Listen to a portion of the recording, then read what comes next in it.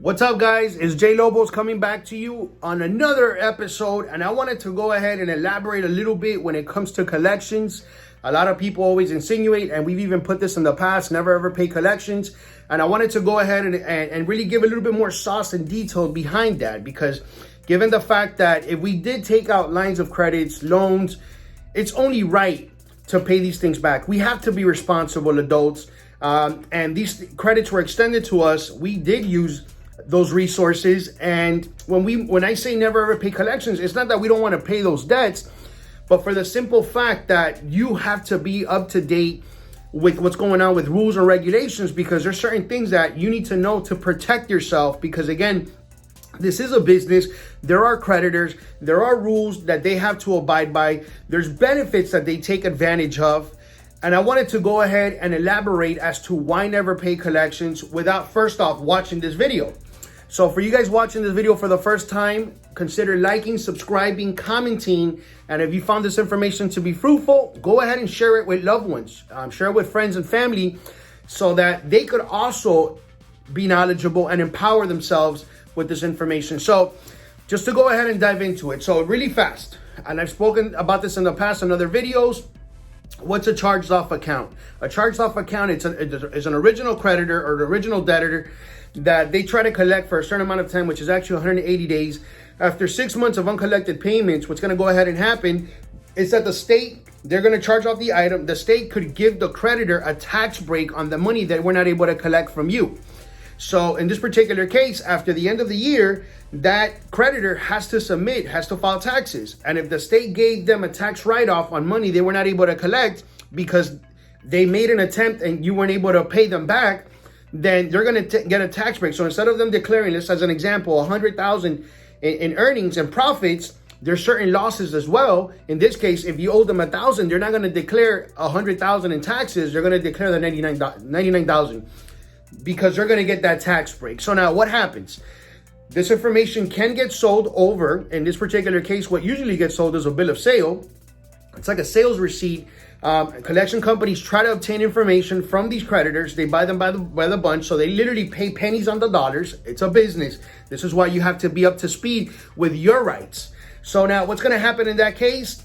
Once the collection company acquires it, let's say for a debt of $1,000, they're probably going to pay $100. So they're going to come at you again, and they're going to try to collect $1,000 plus whatever additional fees, plus whatever transfer, plus attorneys, plus all that jazz. And guess what? Now you owe them $1,200, $1,300. But you're going to settle the account. They're going to try to entice you. They're going to send you notifications. They're going to send you things over the mail. They're going to call you, and they're going to tell you that we'll settle the account for $500, $600. And you're thinking to yourself, man, it's $1,200. Let me go ahead and pay this off. But in reality, you have to know that there's statute of limitations in your state. So depending on where you're at, as a matter of fact, there's go on Google, check it out. There's actually a website. Go into state by state list of statute of limitations on debt. So if you go into your state and you actually go, there's going to be a little bit of information. There's different types of debts that you could literally go ahead and depending if it was either oral, if it was written.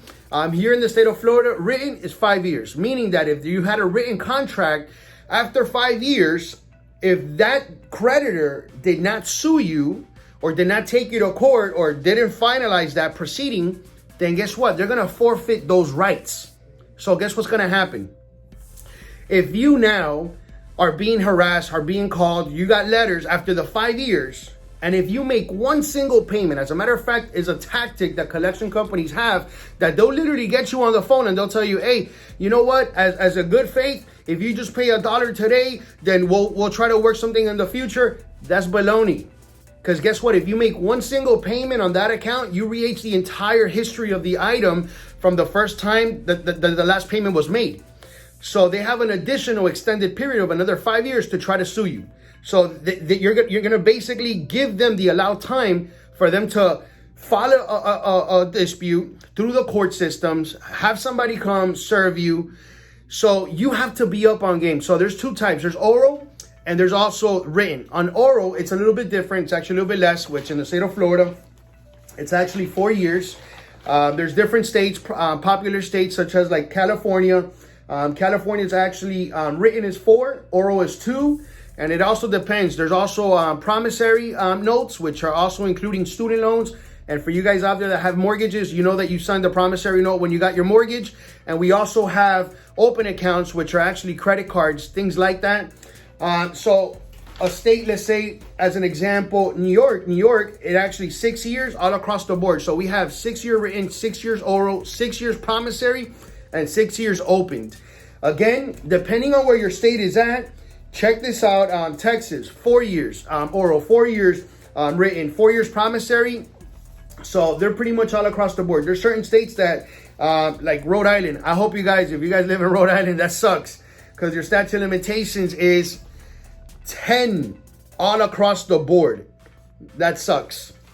So what that means is that after a certain amount of time, if that creditor was not successful in submitting some documents to the court, you never got served, you never got sued, they never awarded them a judgment, then guess what?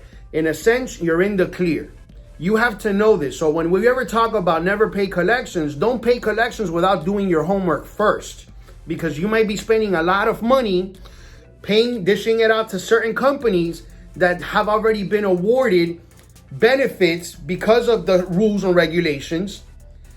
Other companies have profited, collection companies, from buying from pennies on the dollars and then taking advantage of consumers like us to pay the full amount or even half or whatever the amount is when it's already past the statute of limitations.